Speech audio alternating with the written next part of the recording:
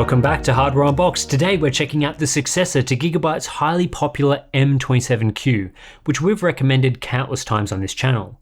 This new version is the M27QP, and while the basic specifications are the same as the old version, the display panel is different, which brings with it some performance improvements. What are those base specs? Well, we're looking at a 27-inch 2560 by 1440 IPS monitor with a maximum refresh rate of 170Hz, accessible through an overclocking feature in the on-screen display. It supports all the usual adaptive sync features and even the garbage tier display HDR400 spec. But the main difference between the P model and the older non-P model is the shift from a Sharp IPS panel to an LG IPS panel. This move immediately solves one of the main drawbacks to the M27Q, which was its BGR subpixel layout. BGR differs from the usual RGB layout in that the subpixel order is reversed, which causes issues with modern text rendering on occasion, reducing the clarity of text compared to a normal RGB monitor. Windows ClearType utility was able to mitigate the issue in many circumstances, but having a regular RGB layout is the best way to go and means there are no problems with text rendering on the M27QP in any circumstances. Today's video sponsor spot is brought to you by Team Group and their Evolving Invincibility Digital Expo, which gives you the chance to win some great T-Force products for gamers, such as a Vulkan DDR5 5200 32GB memory kit, Delta RGB DDR5 6400 32GB memory kit, or a Siren DG360 all-in-one ARGB CPU liquid cooler. To enter, simply fill out a short questionnaire and you're in with a chance to win some great prizes. So for more information, please check the link in the video description. Gigabyte have managed to integrate this new LG panel into essentially the same design as the older M27Q, with a few minor alterations such as the chin getting slightly larger on the front of the display and a more angular base for the stand. But basically what we're seeing here is the same as many of Gigabyte's non-Aorus monitors over the last few years, a functional design that doesn't waste money on unnecessary features like RGB LED lighting. The majority of the monitor is covered in a simple black plastic, so it's not the most premium build going around, but like I said, I think this is fine for most people, and the relatively simple aesthetic makes it fit in well with most setups. No crazy colors or gamer style elements here. The stand is height adjustable to a decent degree and supports tilt adjustment, but there's no swivel or pivot support, so if you want to use it in a portrait orientation, you'll require a VESA mount.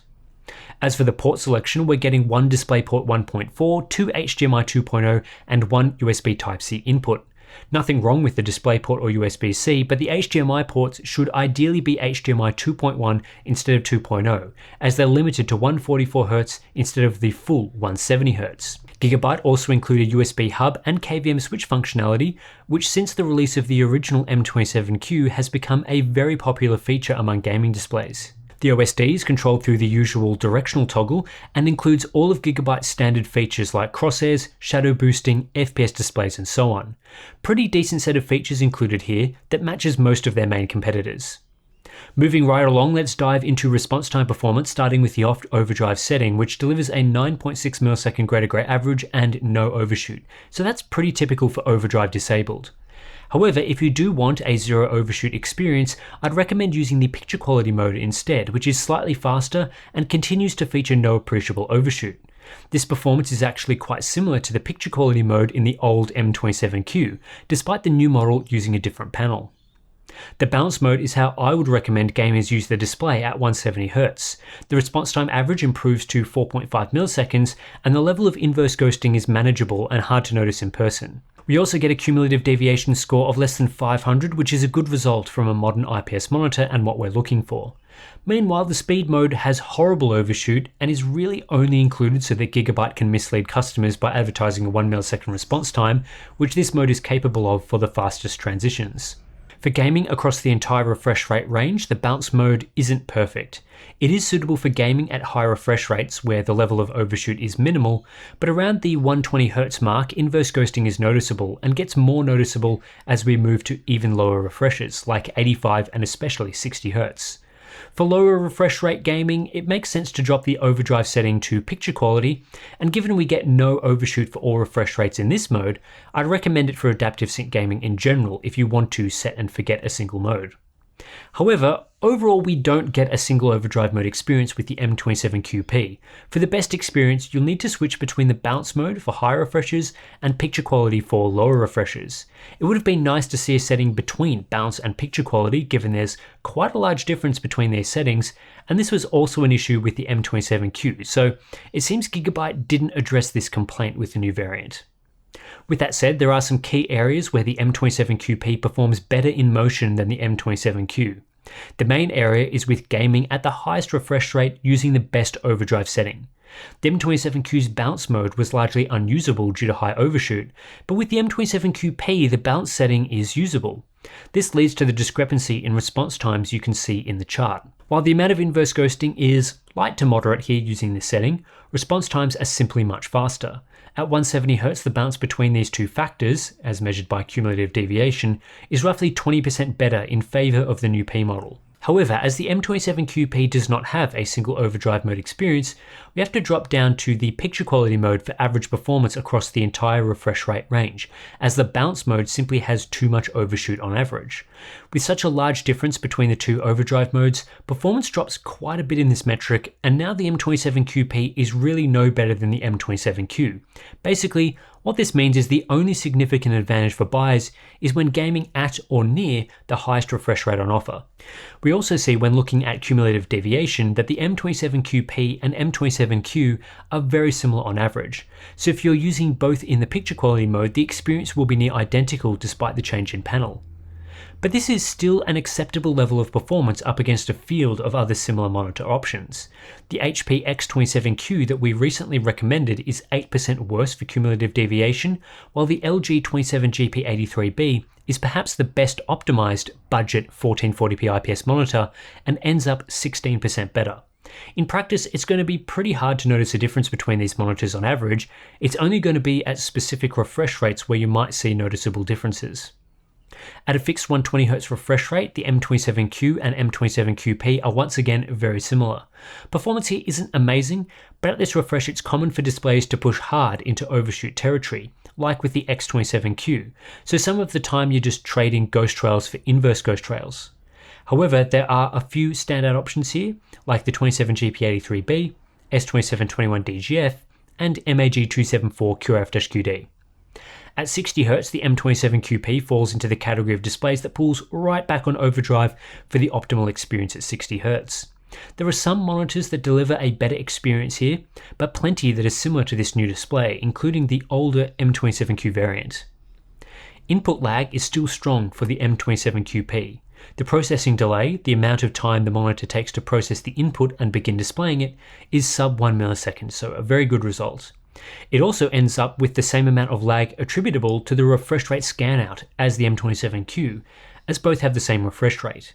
However, the new P model is a bit better at the maximum refresh rate for total input latency, as the actual response times are faster, so the final image will be displayed on screen faster than the M27Q in its optimal settings. Power consumption is a non-issue. The new P model uses slightly more power than the non-P variant in the shift from the Sharp panel to LG, but it ends up sitting in the usual range of today's gaming monitors of similar specs, so no concerns here. The M27QP does support backlight strobing through Gigabyte's Aim Stabilizer Sync feature, which allows you to use strobing and adaptive sync at the same time. This has been a common feature of Gigabyte's more recent monitor releases, but it wasn't included with the first revision of the M27Q. In any case, there are a number of limitations here, some related to Gigabyte and some to the LG panel. On the Gigabyte side, their strobing feature has no adjustability, so no controls for strobe timing or length, which are important parameters to optimize the visual quality. On the LG side, this is a panel with a slow red phosphor in the KSF backlight, so there is some red fringing present. Combined, the strobe quality is pretty poor, there's noticeable crosstalk, and also the image is just a bit blurry, so I wouldn't recommend using this feature, and the improvements compared to the original model are minimal. The area which in my opinion has received the most upgrades is in the color department. Not only do we get a regular RGB subpixel layout, we also simply get a wider color gamut thanks to the use of an LG panel. P3 coverage has increased from 92% with the M27Q up to 98% with the M27QP, which now makes the P model really well suited to color accurate P3 work. Total Rec 2020 coverage is up as well from 71% to 75%, and while neither monitor has great coverage of Adobe RGB, the benefits for working in P3 are definitely noticeable. But it's not just the color space that is improved, factory calibration is also superior with the new P model. While grayscale performance isn't perfect, the adherence to the sRGB gamma code from the factory is decent, and the color tint was minimal. We don't get an sRGB clamp out of the box, so colors will appear oversaturated at times, but the color experience isn't wonky, so tones are still relatively accurate. When we look at comparison charts, we can see that the M27QP in particular is better than the M27Q for grayscale calibration, while color checker is similar and a mid-table result overall. The M27QP's sRGB mode is also more effective than the same mode on the older model, but also a bit more limited. You can see here that grayscale performance is excellent in this mode and is effective at keeping the color space emulated as sRGB. The delta E's in this mode are over 50% better than the same mode with the M27Q, however, for whatever reason, you don't get the full range of brightness with the new P model in the sRGB mode, capping out around 160 nits.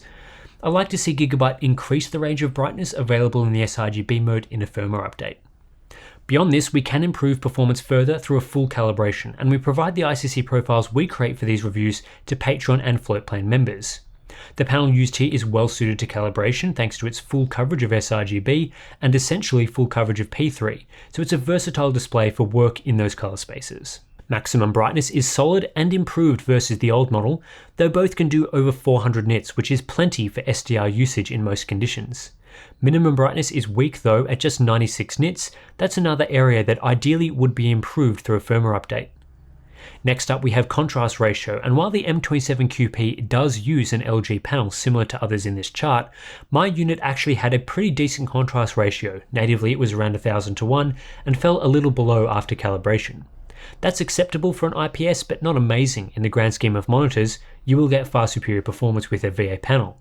But at least here we aren't getting the same experience as with the LG 27GP83B. With that said, contrast is lower than the original M27Q model in one of the only areas where performance is lower than the original. As for uniformity, a little bit of backlight bleed and IPS glow along the bottom edge for my unit, which is not ideal, but also not unusual for an IPS monitor. Full white uniformity was acceptable, the center section of the display is decent, but the edges were a little off, an average result for a gaming display. Lastly, we have the Hub Essentials checklist to see whether the M27QP is being correctly advertised and whether it meets basic acceptable performance standards. In the first section, we've docked Gigabyte for only using HDMI 2.0, which is insufficient for the refresh rate. However, the color performance metrics are accurately advertised, and I'd say the sRGB mode provides good factory calibration, even though Gigabyte don't advertise this as a feature. Unfortunately, Gigabyte are misleading buyers by claiming this is a 1 millisecond monitor. Average performance is far from 1 milliseconds in usable modes, and while the monitor can hit 1 millisecond in its fastest mode, the amount of overshoot is unreasonable. Gigabyte are also being misleading when they say this monitor is HDR capable. I mean, I guess it can accept HDR inputs, but without any local dimming capabilities, the contrast that it's capable of is far too low for real HDR. But in a positive to round things out, no panel defects were spotted such as flickering or a non-RGB subpixel array. Based on my testing of the new Gigabyte M27QP, I'd say this monitor is a successful iteration on a favorite that we've been recommending. Most areas to performance have received an upgrade over the original M27Q, and while it's not a huge upgrade by any stretch, the switch away from a Sharp panel to an LG panel is welcome. The main improvements in my opinion are in terms of color quality. The M27QP no longer uses a BGR subpixel array, which was one of the main complaints with the original model. On top of this, the new panel used here has a wider color gamut, and Gigabyte have tuned the factory calibration to be better than it was previously, especially for the decent sRGB mode. The only area that's regressed is the contrast ratio, but what I observed wasn't as bad as other monitors that have used LG panels. Motion performance has improved as well, but the performance gains are limited. Average performance is basically the same as the M27Q due to constraints with the overdrive settings, but for those who plan on playing mostly above 120Hz, the new P model will be faster. In the past, I've seen a few monitors that go backwards in response times with their new variant, but this isn't the case here. I would prefer the P model over the non-P model. Gigabyte are also now offering their aim stabilizer sync here, but I don't think it's particularly useful. However, in better news, they only failed 11 of 36 checklist items, which is a better than typical result. So the M27QP is definitely better than the M27Q, and I'd buy it if both were the same price. But would I recommend it in general or over other options that are currently available? Well, that's going to depend a lot on pricing in your region. In the United States, Gigabyte is selling the M27QP for $400, which is higher than the M27Q's typical price over the last year or so. Normally you can get it for around $330. That's a hefty premium, but Gigabyte monitors tend to fluctuate in price a bit, so I'm hoping it can get down to the sub $330 mark where it would be quite competitive. As it stands right now though, for $400 there are better options. The MSI Optics MAG274QF-QD is only $20 more, and for that price you get a wider colour gamut, faster response times, and better backlight strobing. Really, the M27QP needs to get back to its position as a budget-friendly monitor because $400 is more of a premium price point for these specs. This display also comes up against strong competition from HP in the X27Q, which is available for just $275. The X27Q isn't as good as the M27QP, particularly in areas like color performance, but it's $125 cheaper at the moment. The bang for buck factor is clearly in favor of HP right now. So like I said, I think the M27QP needs to be priced no more than the older M27Q at $330 to be competitive, ideally $300 where it would be my go-to choice. For now, we'll just have to hope pricing comes down in the next few months to a more appropriate level. Anyway, that's it for this review. If you're interested in supporting the channel and the monitor testing that we do, please do consider subscribing to our Patreon or Floatplane accounts. Links are in the description below. You can access to things like ICC profiles and even our Discord chat where you can talk to me about monitors, ask questions, all that sort of good stuff. We also have some brand new BTS videos available for our Patreon and Floatplane members, so well worth checking those out. Anyway, thanks for watching and I'll catch you in the next one.